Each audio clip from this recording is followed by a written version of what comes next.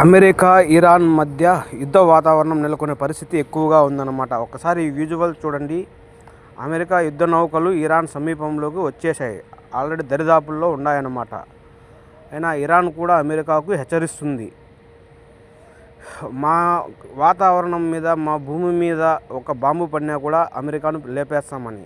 ఇప్పుడు ఇరాన్ ఆర్థిక సంక్షోభంలో ఎక్కువగా ఉందన్నమాట. మొదటగా ఇరాన్ ఈ గల్ఫ్ దేశాలలో ఎక్కడెక్కడ అమెరికా స్థావరాలు ఉన్నాయో వాటిపైన బాంబులు వేసే అవకాశాలు ఎక్కువగా ఉన్నాయి.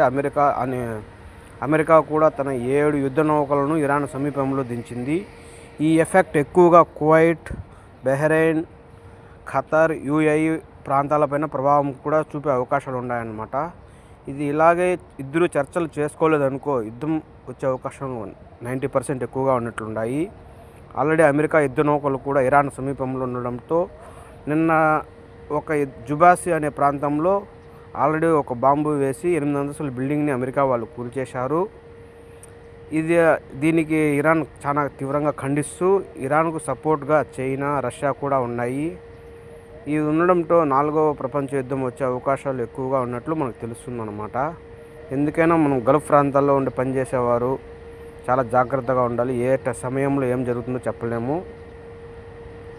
ఓకే ఫ్రెండ్స్, వీడియో నచ్చితే లైక్, సబ్స్క్రైబ్ చేసుకోండి. చాలా జాగ్రత్తగా ఉండండి. Okay, bye.